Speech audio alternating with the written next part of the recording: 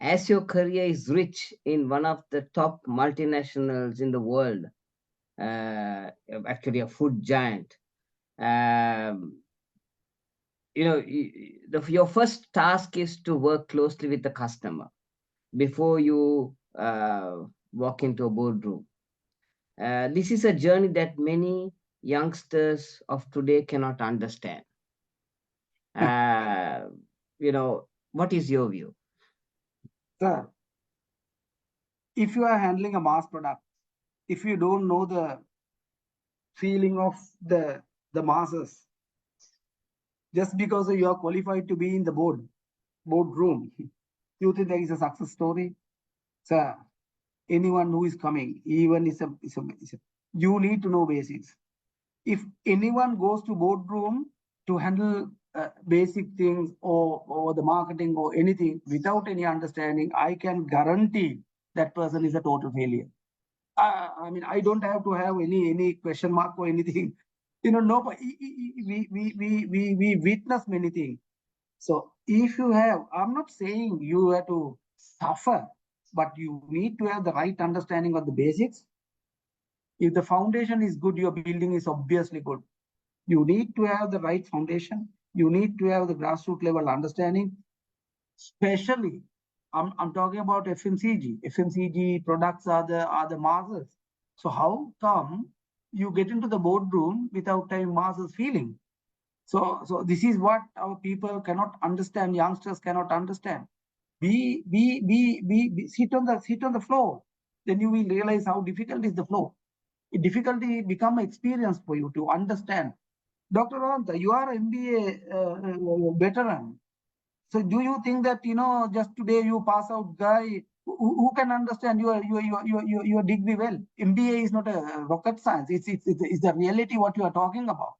So for you to teach, I mean, you need to have that right understanding of the basics, doctor. So this is the way that I'm expressing my view on the question. If somebody is coming to the boardroom, I mean, that is end of the story without having any basics.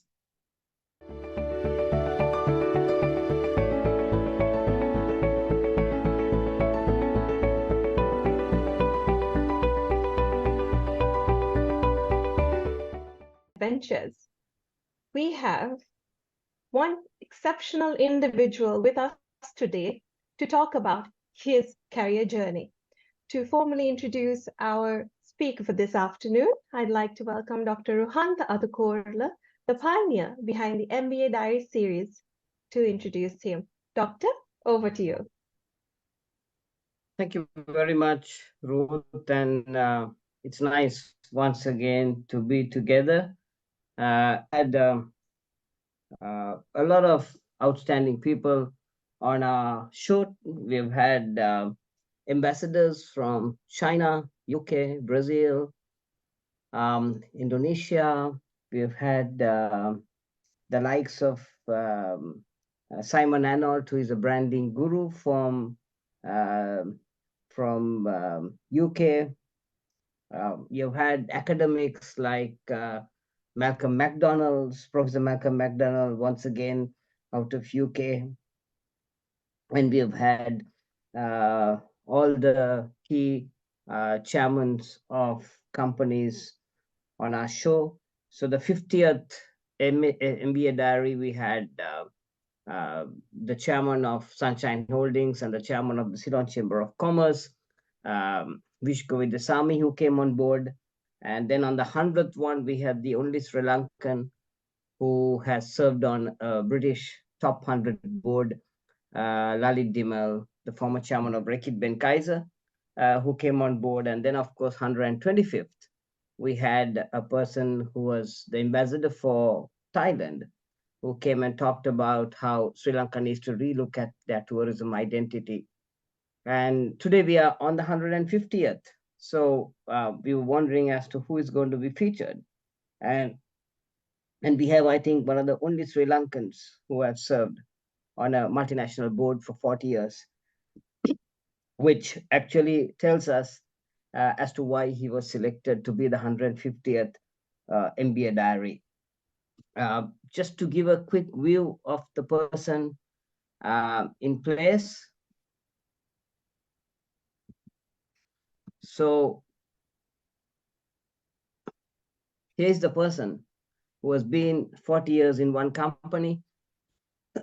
He has seen the changing times of um, how the world has moved in the 40 years span. Maybe served about um, uh, maybe 30 chairmen and chairpersons in the multinational. So he has been involved in the overall dimensions of the different facets of development in the country. So we see those days we had this Jatika Mahakrida Ulele, which was sponsored by the company that he served. He had worked on sports editions with regard to the forces. He has driven the education industry in terms of sponsorships from the organization he served. Um, and you can see the Minister of Education over there on the school games. And then subsequently, you see how when things were rough, as to how people were supported with regard to their livelihood and their basic meals. And here we see how he was driving the brand Maggie. Then launching new products like the Nestle Cocoa Cup, and then of course once again getting involved with the paddy farmers in the Kiri Govi Dirya campaign, which tries to drive natural milk in the country. So you have seen a person in different uh, facets of the country's development agenda being part of it, and then as to how here in terms of making sure that you have agricultural development that happens not only in terms of driving business, but it's about livelihood development. Then you have new brands that have been built. You see how people have been supported over time with regard to their sports pursuits, and how people have been driven on this whole area of sports.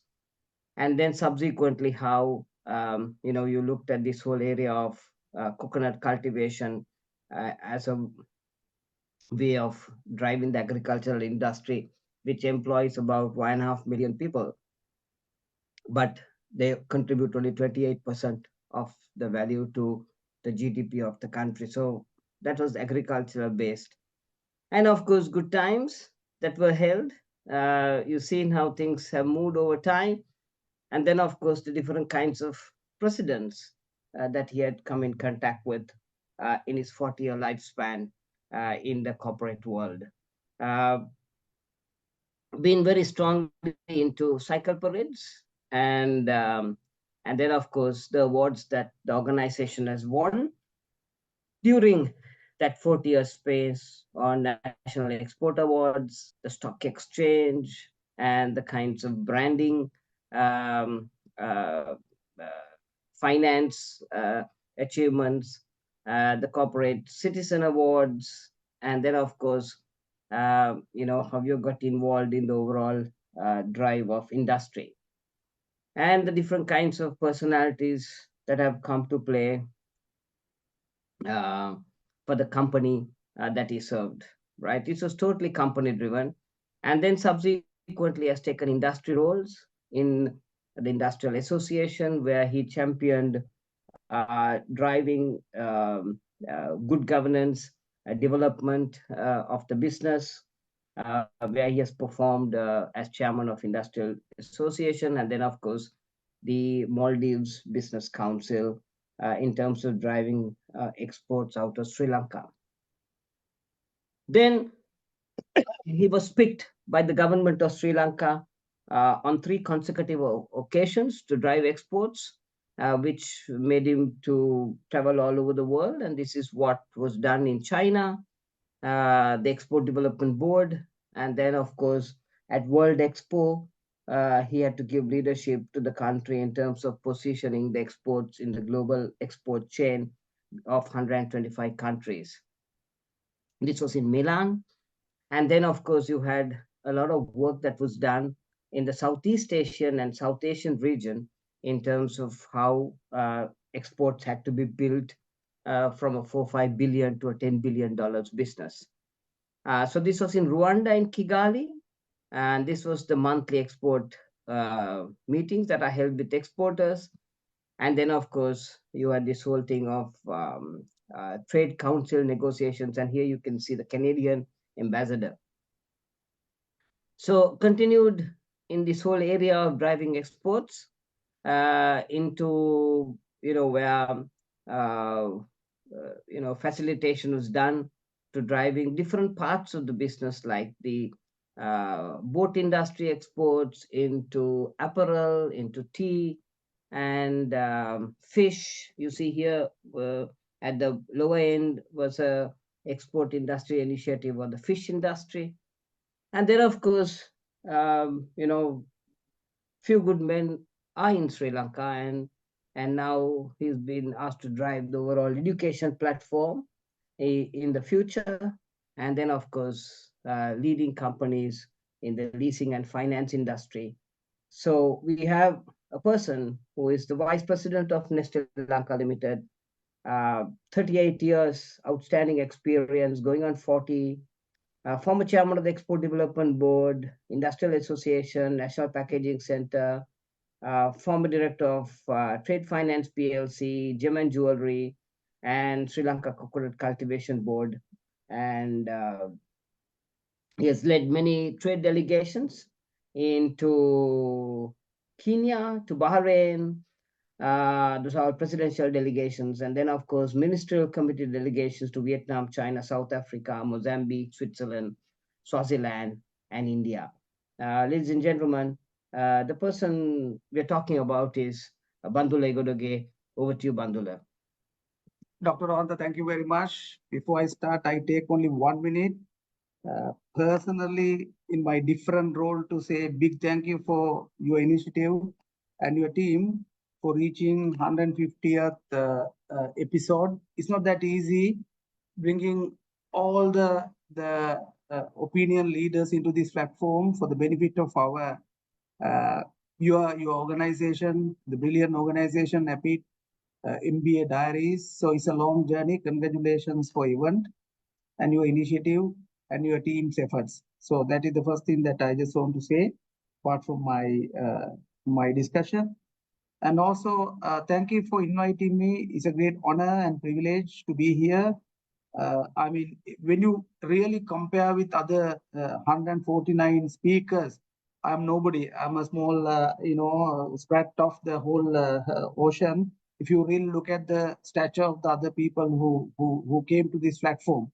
So thanks to you, Rohanta, all these people shared their experience for the betterment of our loving organization and also worldwide, and even for them as well, because I know for sure that most of our speakers are listening to this MBA Diary as a regular feature. So these 150th activities, I'm very happy to be here, and thank you for inviting me. And also, all of the viewers would like to, different way, apology for your spoiling your Sunday, because I'm being here, the topic is 40 years in one company.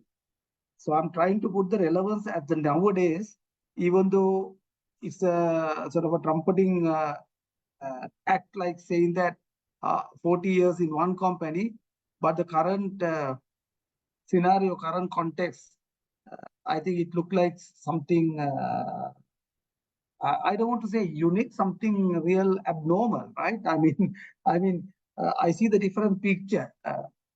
So basically, the current scenario, they must be thinking that this man is a very weird man, probably no place to go. That's why this man is staying at 40 years. And what a boring job this man is doing for 40 years in one place. Old-fashioned people, sort of, evolved, how we evolved. And all these questions are very, factful, very reasonable question that it come to anybody's mind. So what I am trying to say here is, now actually, I'll see the other story. Okay, we'll see the current context, how people look at it. I'm not saying they are wrong. I'm not saying I'm right, It is just basically the current requirement based on many influencing factors. We can't say it's like marketing. There is no right or wrong decision. But currently I'm talking about I have stayed here one company. I'm a loving company for 40 years, whereas the total scenario has changed into different angle. So if you really look at the maximum retaining per person in one company is maximum. I mean, the highest level is 4 years in my view currently. Yeah. I mean, most of the time, which I have seen, the expectations are different. I mean, the benefits first, sort of a thing. Like comparatively, they have a very less patience. So current days, they don't have a patience. So uh, sometimes, expecting higher designations. Sometimes there are certain plus factors also. Digital transformation gives them a different ways of working. Earlier, 8:30 to 5:30, we had to be there in the office. Okay, field working is a different story. But now the surrounding has given them to work in certain companies the way that they want and expecting end result. But still, retaining is the issue. So retaining, I mean, I have to talk, the topic is 40 years in one company. The retaining is another factor that we have to say. Working methods have changed. And I have a very clear distinct differences that I have noticed, that nowadays people are asking what do they get before they decide on what they are going to contribute to the company or the society. This is the clear thing, because I'm again saying that they are not right or they are not wrong. It is the perception that they have. It is the total right they have. But working at, I'm talking about all the senses, say there's no place to go, like, the boring job, old fashioned, all these things, I have a little bit of an answer. But before that, the youngsters, some of the people, actually, they are saying that, some companies, they have politics, some companies, they have, I don't want to stay stuck in one place. I don't want to do the same job. So I have a little bit of answers. I have a little bit of a clarity on how I manage my entire career. So first of all, I think with discussion, no point of talking about me. I had to give something for all my students, whoever is listening, for them to take home some factors. So if I had some successful factors or some formula, I think first I would like to share with you what was my formula behind.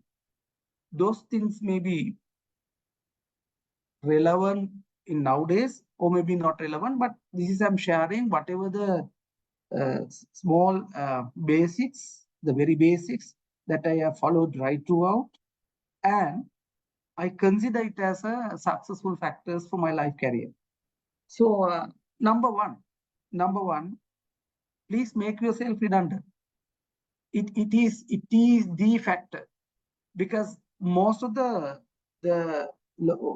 areas, most of the positions, they are scared to say their team is better, or they are scared to say that no use of me being here because now I have given my job. That's what I said. Make yourself redundant. What will happen? What is the company can do that I'm saying? So I have done my part because my team can do my job right now. So there are two things can happen. One is you will be given extra responsibilities. Number two is with your given responsibilities, you are getting your career ladder up. So, but for you to do that, to make yourself redundant, I think you need to have a lot of courage and the self-confidence. Why I'm saying you have to be thorough about your job. So the first factor, I go through it because Dr. Ron has given me about 20 minutes. So I will go through one by one, because those are the key factors. If you somebody to wish that, note down those factors, so then, I mean, whether you can practice or you can avoid, but I'm just saying I'm sharing my view.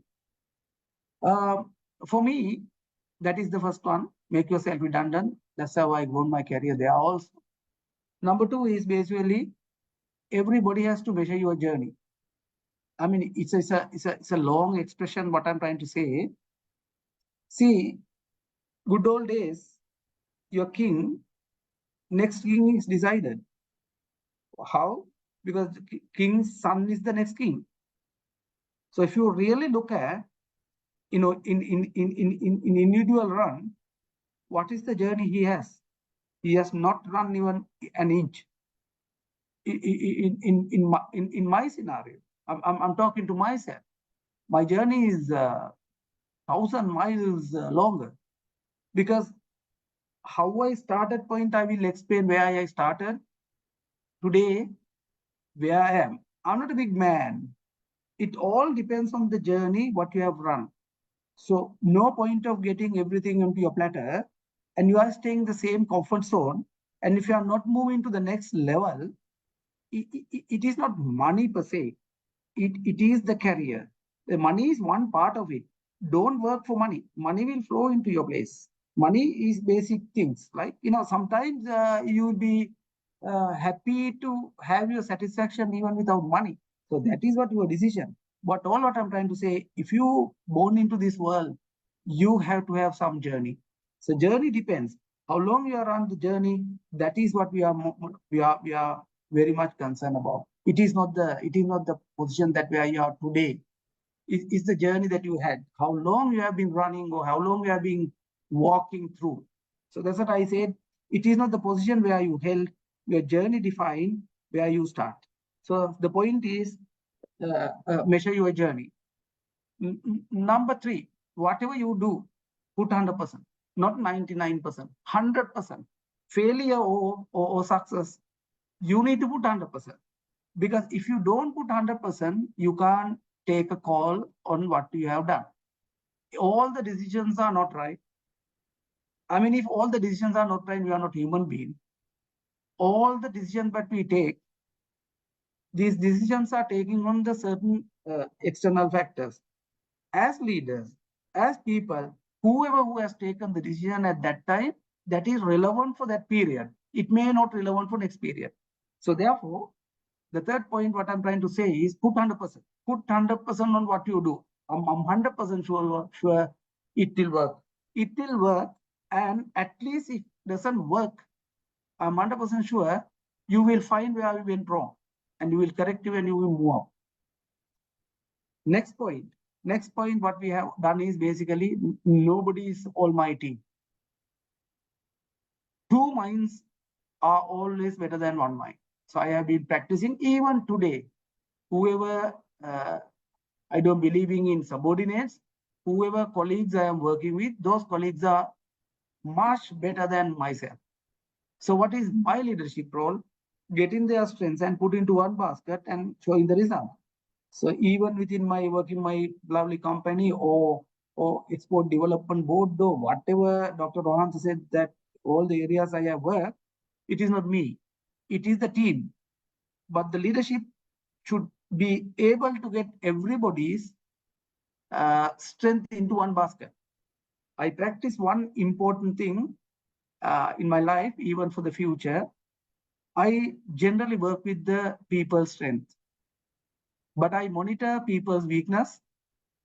But as a person or as a leader or as a colleague, my input will be to improve their weakness, but I will not measure them with their weakness. If you are trying to find weaknesses from everybody, then this world is not going to work, because everyone has strength. Everybody has a strength. So if you can work on their strengths, another factor, I'm sure you are giving something to the society and you are taking them on.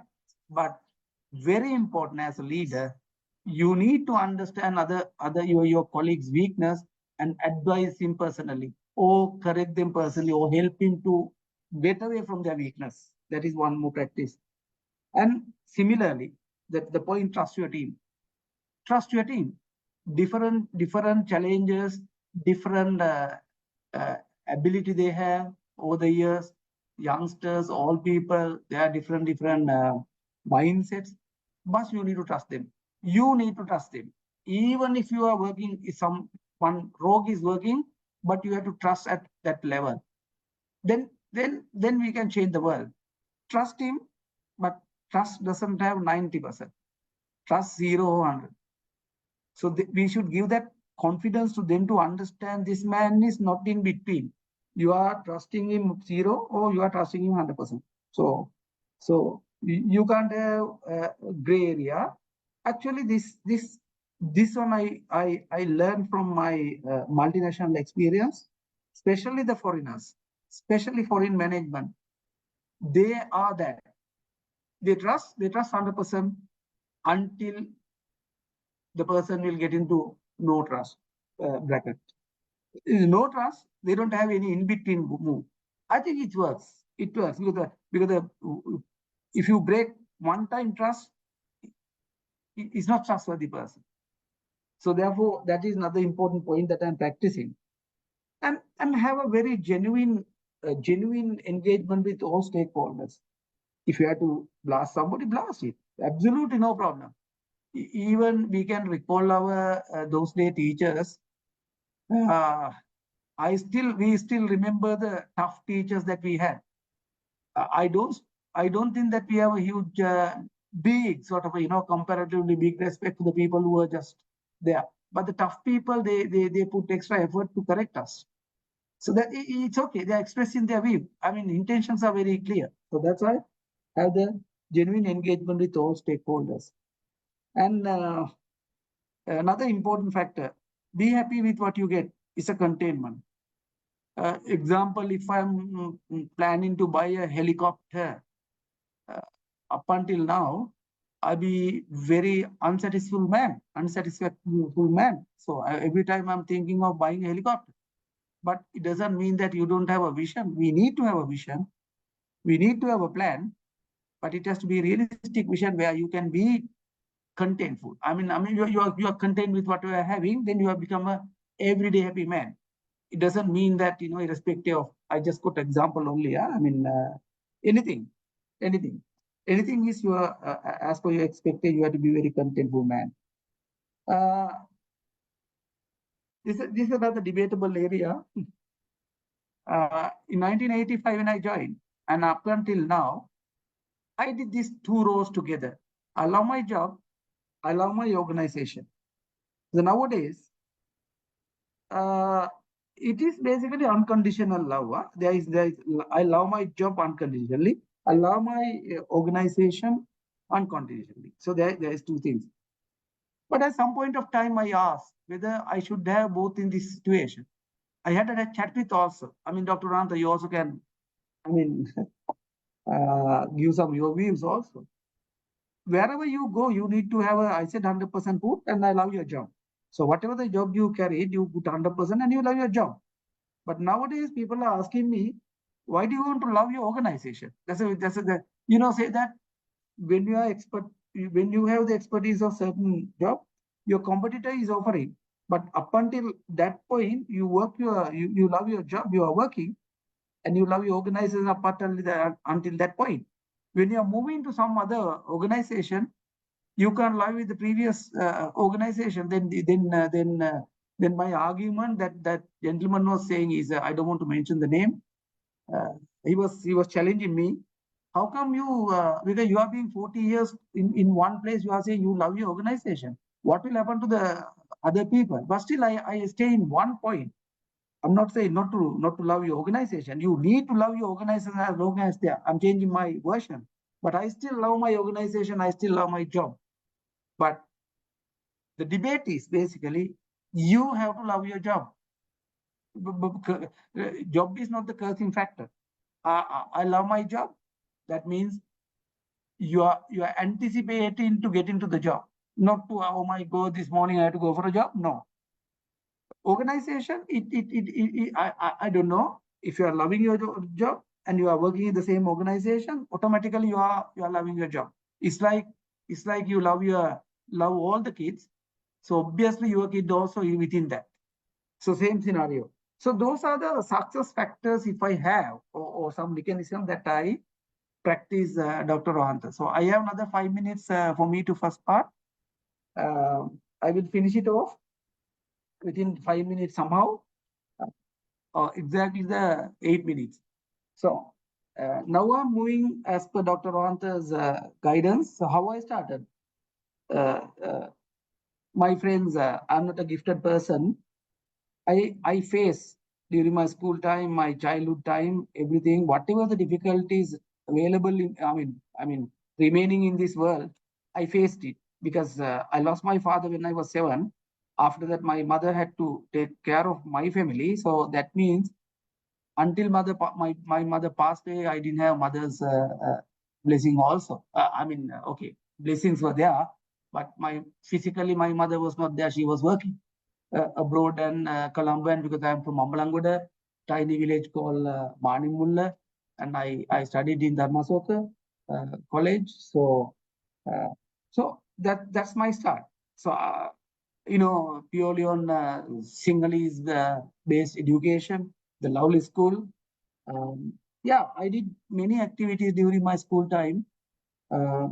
I played cricket and debating, swimming, marathons, some science unions, arts council, public announcing, musical shows. And not only that, I found my partner also from my school. A lot of lovely, long-lasting friends. I found because I believe friendship is, sustainable friendship always coming from the school time. I'm not saying others are not friends, but more solid friendship, and even nobody, the Dr. Rohanta, I'm not, I'm happy to say that during my school time, my third meal is also a big question, right? My either we have one meal sharing with the next meal, or we are skipping one meal. We are not sure about that in the dressing and my clothes and everything else there. That's what I said. I have lovely friends. My home is 2 kilometers away from my school. Some of the times, most of the times, I coming across, and even today, during school time, I have I'd like to mention one or two names also. Roshan Egodage, Anil De Silva, Hiran De Silva, those are the people who are really, really looking after me at that time. Not on a looking after per se, but it's a real friendship. Like I cannot go to school by foot 2.5 kilometers and come back and have my lunch and go. Most of the time, with all this due respect, lunch invitations and staying invitation all coming from Roshan's. So I used to stay there. Honestly, I don't have money to eat. If I have two options, one thing I can go back 2.5 kilometers and I have something, whatever available on the lunch, then come back for the cricket practice or whatever thing. If not, my friend's place, I'm having lunch. So this is how I started. It's a good thing because we are on the ground. When you are starting from the ground and nobody can shake you, no one can tell you about the experiences about the ground, because other things are your basic achievements. Lovely memories actually. When I was swimming, I have a little the river. I used to swim with General Sarat Fonseca, Jailatu Irakodi, and my classmate Admiral P.L. De Silva. We used to swim in my river. And the Mako, Mr. Mahinda Deshapriya's his first election, which is with us. That is Science Union election. He handled from the school side. That was his first election. And we managed to have a first outdoor stage drama. That is Vikurti Somalata Subhasinga's Vikurti drama. We did it in outdoor as a challenge. Today we are talking about Yongi, NYSC, that is National Youth Services Council, musical show without music. Imagine, because we organized the musical show due to some technical, some problem, music didn't come, but still we had the public show without music. That is Yongi with Chandralekha too, and those good days, 1980s.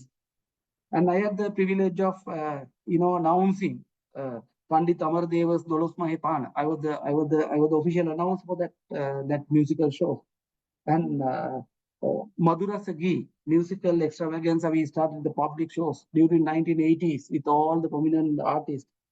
And on one more thing that I have to share in during school time, lovely memory, cricket legend Aravind Silva's high school record against my school when I was playing as the wicket keeper. So that is the start, and all these things are school time. Then how I joined my Nestle, my journey. I mean, Nestle Lanka PLC. Nestle was having first national marathon by myself. I'm a marathon runner also in my school. So I'm the school coordinator. Then the Nestle in 1985 they came to our Ambalangod area to have marathon. I mean the operational center was Dharmasa College.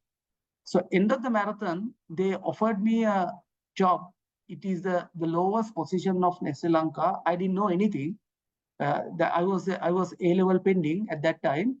So they invited me to join for an interview. In fact, I didn't know how to go for an interview. This is school time. I don't know. Even without a tie, I went for the interview. Many people, including a lot of people, that they were there. But for my luck or for my ability or for my something they have seen in me, they have selected me as the first promotions officer in Nestle. So that promotions officer is one step below the sales representative. That is a permanent job where I started in the lowest position. It was only 1 or 2 people, right? I mean, in my journey, even though that start, today I am the most senior management committee member of Nestle Lanka. I have done many parts of within inside. I told you, make yourself redundant. Every job I did in Nestle, I said to my superiors, look here, I have nothing to do. Just give me some additional responsibility. So I have got all the responsibility one to one by one. I committed to it that 100% I ensure the results. And I did in the sales, I did it in partly marketing. My whole creation is sales promotions department today. You can see the live wire everywhere is in Nestle promotional campaigns. All this is handled by SPD. It is basically my intervention, my initiative, because those people are great than me right now. I mean, I move into sales, I move into public affairs, I move into issue management, I move into regulatory. I started communication in Nestle, so therefore I did the administration certain part. I did safety. I can't remember even which I have done, except supply chain and some of the technical stuff I did. Even the regulator comes still under me. So many things evolve. Everywhere I go, the success is what I said at the beginning. I made myself redundant. I said that give me some extra, responsibilities. And another thing is, I don't care the level of a job. When I joining the promotions officer, the team is basically assistant and the driver at 1984. Then I realized that with my driving license, I can't drive because when the driver is getting late, whole team is getting late. So when the assistant is not there, I used to wash all the cans, milk cans and all these things, or even including the vehicle. If the driver is not there, I can wash the van. I can drive. At that time, I have a license. I'm quite a good driver. So then what I did was basically I got bus license. Still it is remaining valid. I have the heavy vehicle license still, because the purpose is to get the heavy vehicle license is if by any chance if the driver is not there, I used to drive. So I used to drive the big lorries in the 1980s. So I had no issue. I mean, washing the van, driving the van, and next day, same time, I'm wearing a tie and talking to the public, coming as a promotion officer. I didn't have any difference in the job role. So that is how we build up all these things. So nowadays, my humble request is to think over it. We walk, now people want the vehicle even to go to 200 meters. So we were not that time because it's a tough thing. And also how I think of education. Education is basically learn more, then you can disseminate more. And punctuality. Punctuality, what I believe is basically I'm very punctual. Anyway, I believe I'm a very punctual man. Those days I was in a puzzle when Swiss train coming around 12:51. Actually, the train comes in 12:51. The early days I was in a puzzle. I was at 12:45 or 1 o'clock. Trains come because I had that experience. When you expose to the world only, you realize that how we are behind. We are behind. How behind ourselves. So I learned that punctuality. My understanding is punctuality is to respect others, not you are coming on time. If you are late, others are waiting. That means you don't have respect to others. So punctuality, I believe it. Yeah. Efficiency is not to make yourself happy. Is basically the avoid waste. Avoid waste.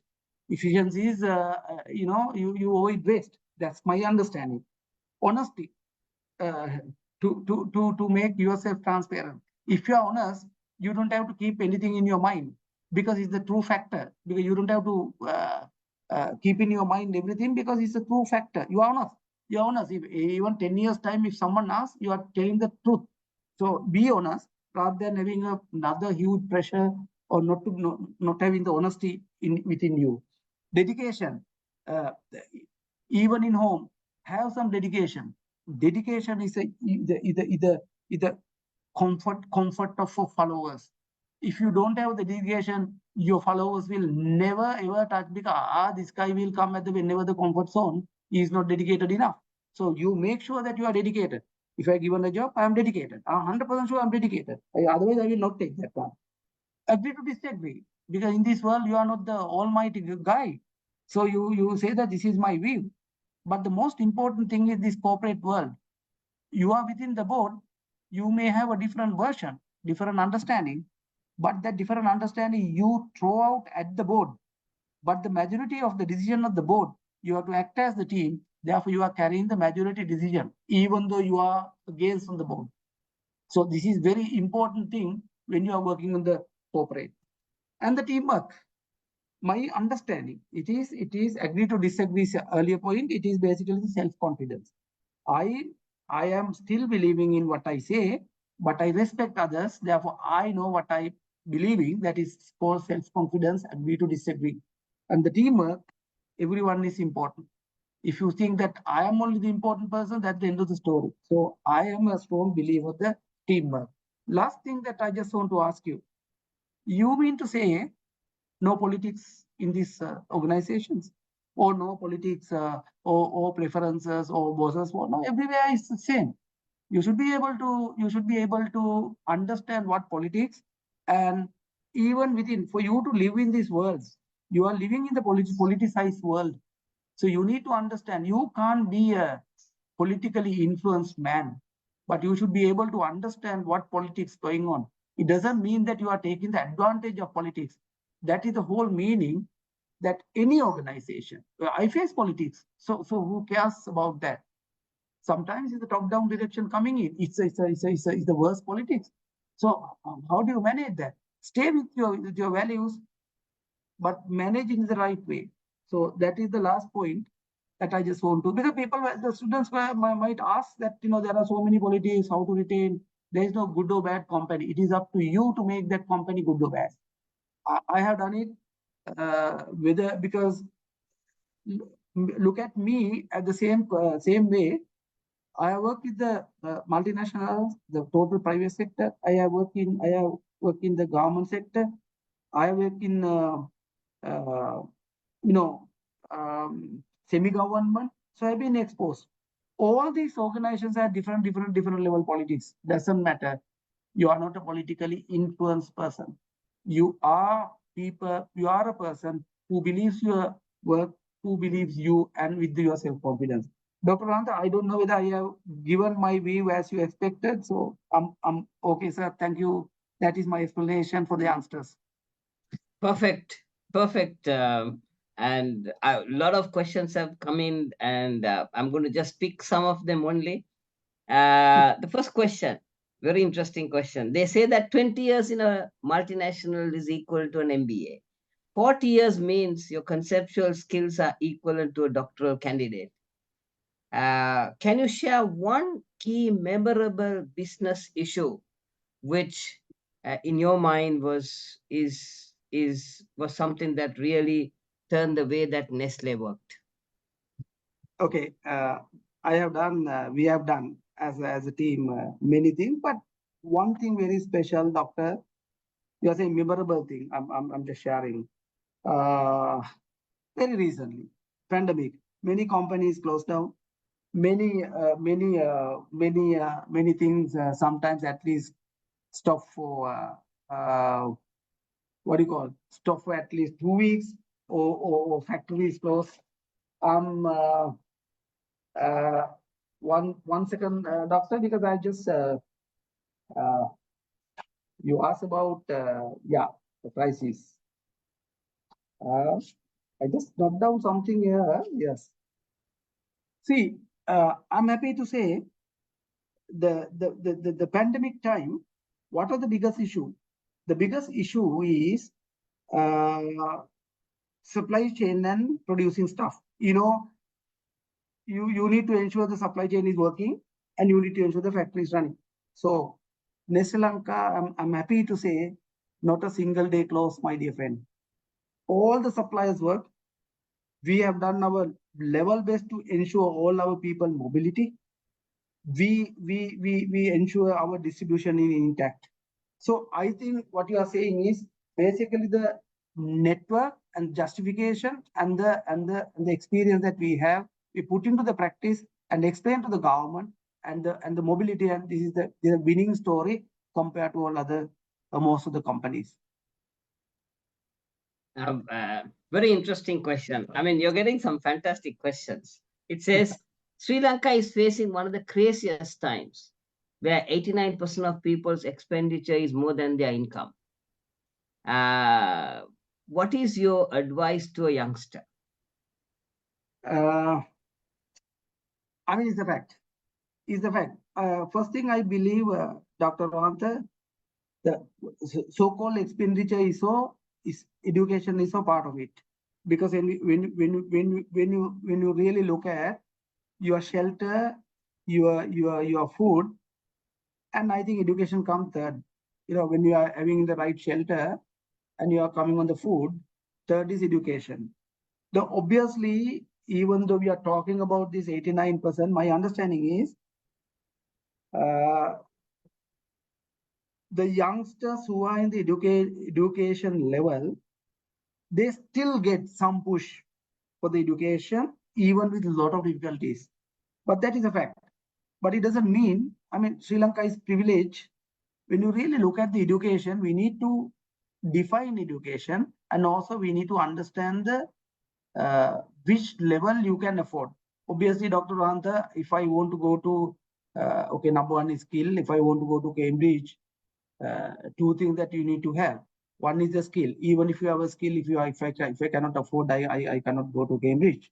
So the simple way, even for our educational, our students, there is a limitation on front. But at the same time, even in Sri Lanka, we have a huge variance of education levels, because if you don't have a muscle power, if you are pushing on the highest level, I mean, not the educational level I'm talking about, most expensive course in the world, then you will not be able to do that. But vocational training and all sort of professional education areas still available. And in the same time, look at our education background and also the youngsters. I'm sorry to say, uh, uh, out of Sri Lanka, many people after 16 years, or even within 16 years, they have their self ownership. They don't go behind their parents. No? I mean, they do some part-time job. They do some things that they are behaving after 18 like adults. What is exactly happening here in our country? They need spoon feeding. They need spoon feeding, and even they selected the university, they will not come without a parent. So expenditure is also, if you can run by your own by 18, I think most of the things are, I mean, much easier. But this is the fact, we have to live with that, Dr. Rahanta. But education in some way it is covered.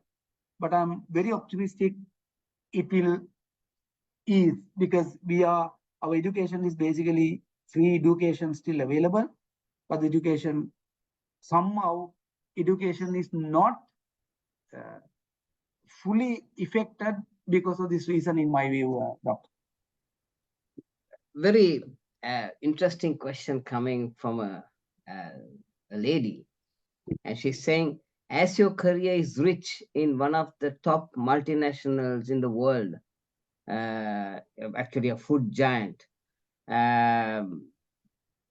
your first task is to work closely with the customer before you walk into a boardroom. This is a journey that many youngsters of today cannot understand. What is your view? Sir, if you are handling a mass product, if you don't know the feeling of the masses, just because you are qualified to be in the boardroom, you think there is a success story? Sir, anyone who is coming, even you need to know basics. If anyone goes to boardroom to handle basic things or the marketing or anything without any understanding, I can guarantee that person is a total failure. I mean, I don't have to have any question mark or anything. No, but we witness many things. So if you have, I'm not saying you have to suffer, but you need to have the right understanding of the basics. If the foundation is good, your building is obviously good. You need to have the right foundation. You need to have the grassroots level understanding. Especially, I'm talking about FMCG. FMCG products are the masses. So how come you get into the boardroom without having masses feeling? So this is what our people cannot understand. Youngsters cannot understand. Be sit on the floor. Then you will realize how difficult is the floor. Difficulty become experience for you to understand. Dr. Ranta, you are MBA veteran. So do you think that just today you pass out guy who can understand your degree well? MBA is not a rocket science. It's the reality what you are talking about. So for you to teach, I mean, you need to have that right understanding of the basics, doctor. So this is the way that I'm expressing my view on what the question. If somebody is coming to the boardroom, I mean, that is end of the story without having any basics. Naresh, who works in Singapore, in one of the, I think it's a software company, is asking, what are your hobbies? Yeah, I mean, fortunately, my job became my hobby. And also, I use music and exercise to balance off my other mental pressure. Music means I'm singing, but nobody would like to hear, because I'm singing to myself, because I'm inside my room, because otherwise all these artists will hooting at me and what the hell this man is doing. But purely I'm practicing my music for my pleasure. I have a little music room inside, and recently my good friends, they ridicule me for not doing, I mean, 3 to 4 years time, 2 years time, 3 years time, not doing exercise particularly. So now I am being little addicted to that, because so now it's the other way around. Now I can't even sleep without exercising, sort of a thing. So that's become a hobby. So I have a exercise place next to my music room. So I do that even in the night time. So those are my hobbies, sir. There's a very good question coming. It's actually one of the students on the MBA program of Staffordshire University from Tanzania. And she's asking, give us one key memorable experience you had on Sri Lanka exports. She's asking one. No, but yeah, export actually it's a gigantic task. When they were offering me, it was a -7. I ended up my tenor as a 10 plus. So it's a long journey. Sorry, it is look like playing my trumpet by myself, but still, since you asked me, I will share a few things that what we have initiated. Thanks for asking that question. For my self-satisfaction, I'm just thinking of few things. Very happy to say that I managed to bring the World Export Development Forum to Sri Lanka.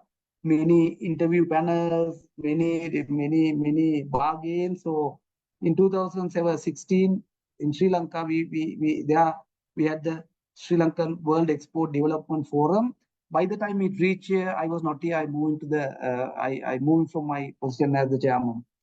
At the first year of Export Development Board, we have appointed 26 sector advisory committees, basically headed by industry leaders, because industry knows not by us, by the leaders. So we have appointed 26 advisory committee leaders of the 26 advisory committees. National export strategy, wherein in practice we initiated in 2013 under my chairmanship at EDB. The first ornamental fish exhibition we had it in Sri Lanka, and the first boat show at Dikkovita Harbour.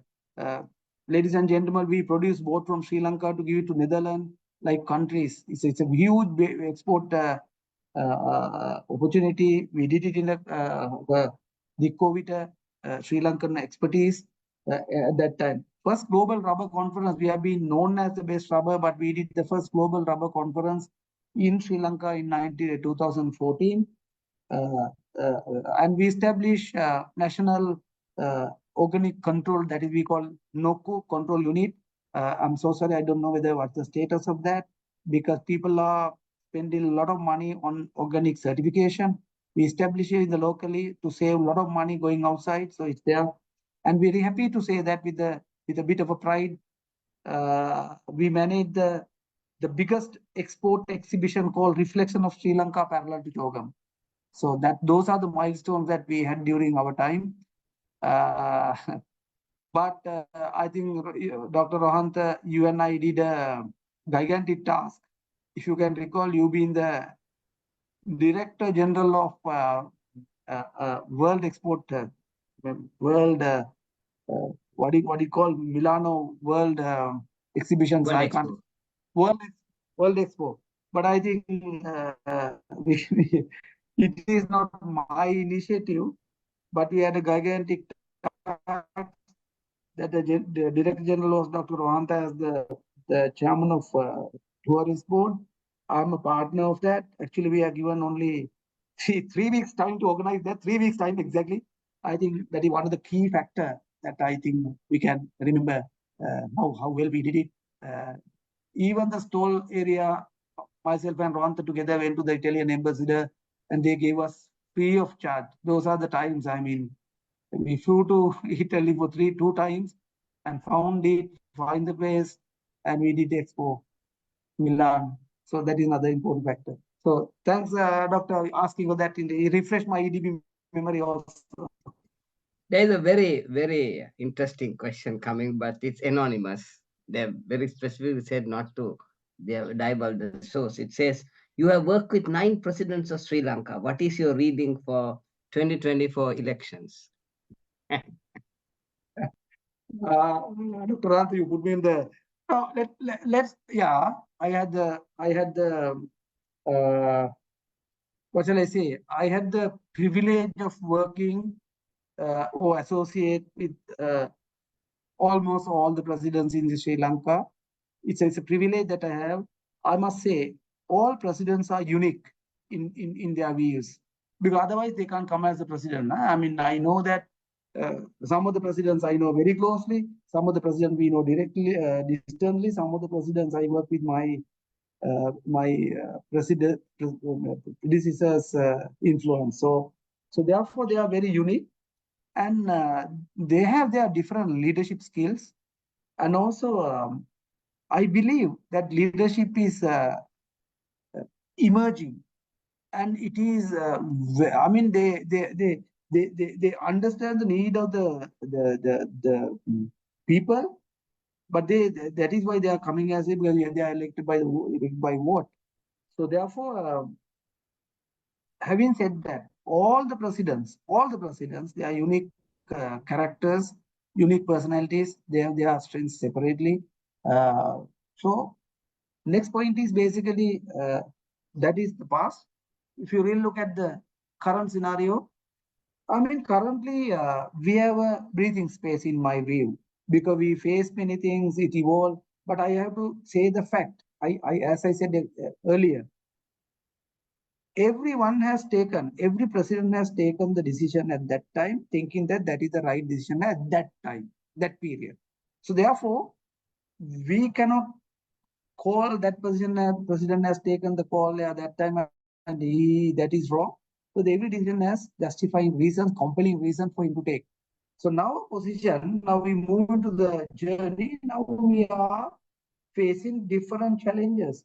So currently, I mean, comparatively recent past, we are having the breathing space. I mean, very optimistic about the future. I mean, we passed certain turbulent times, and next election is crucial.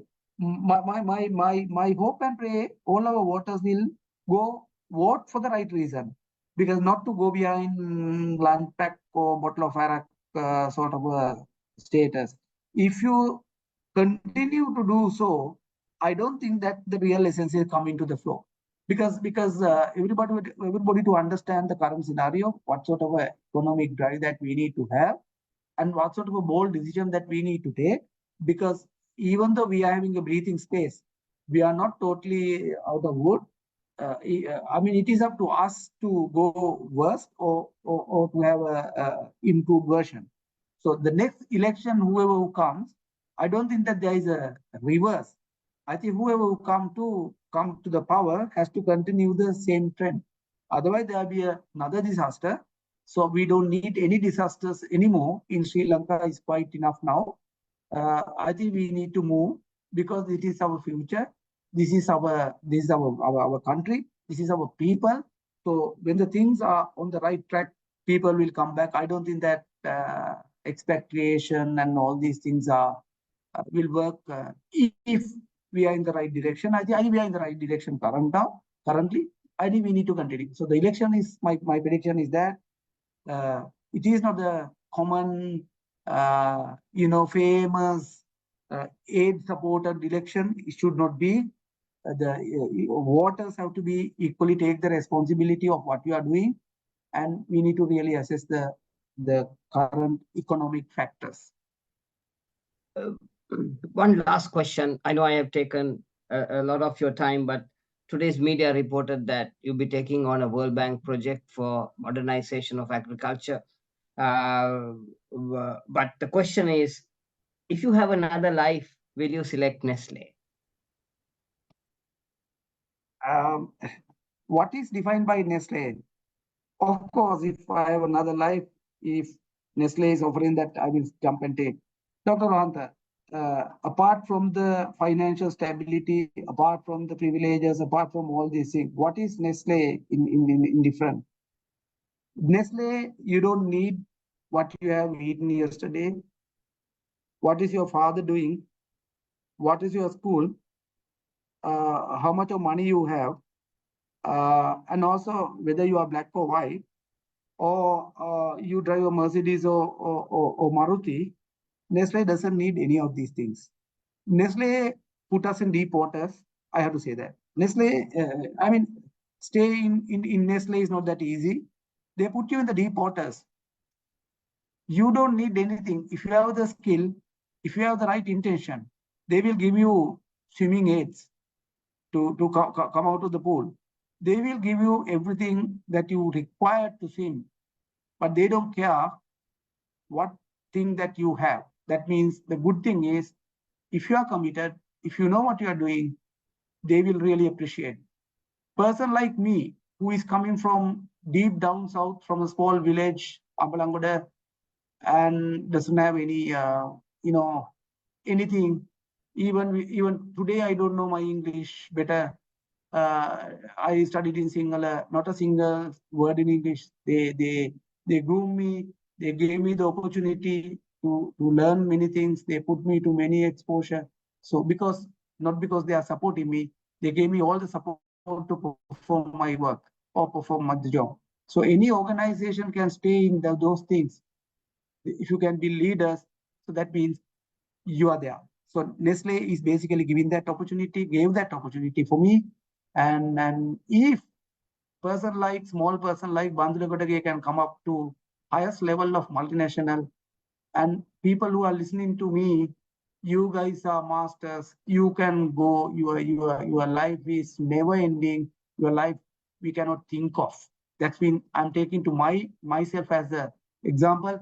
If I can do, all the people listening to me or entire uh, population of Sri Lanka can do miracles. So that is my understanding. Dr. Rohanta, if again Nestle defined as not as Nestle, any other organization comes to me, definitely for Nestle, with those values, I'll be much happier and I'll be privileged. So thank you, sir. Ladies and gentlemen, the Vice President of Nestle Lanka Limited, Bandula Egodage, outstanding human being, very beautiful gent, and a person whom, it's very few people have the privilege of actually knowing. A lovely human being, taken Sri Lanka to all the top delegations of the world, be it in Vietnam, China, South Africa, Mozambique, Swaziland, and now India. Uh, Redefine the whole export industry in the whole spheres of apparel, packaging, the boat industry, like he was saying. And of course, he has steered one of the most tough situations of the country for the last 30 years for a food giant like Nestle, which tend to have always in every single market they operate globally, a lot of regulatory as well as social challenges. But he has been able to navigate and allow Nestle to drive its growth agenda in Sri Lanka.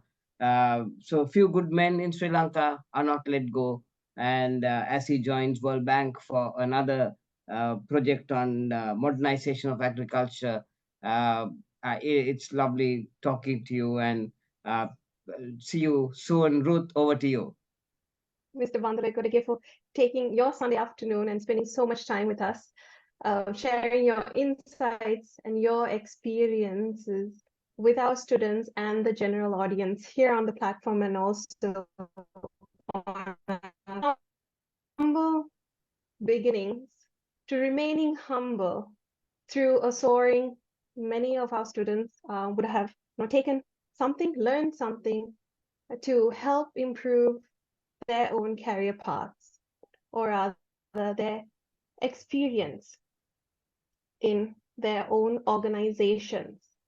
So giving your 100% to the job you do is a very valuable lesson.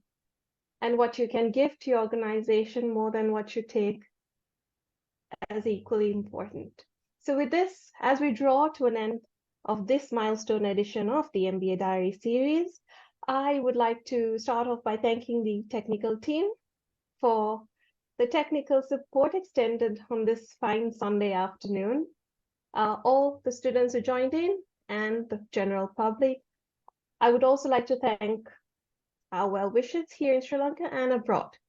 And before we wrap up, I'd like to remind one and all that at APIT, we do have an internship program for our students in business law and computing. And if you do happen to have any openings in your companies, do share it with us.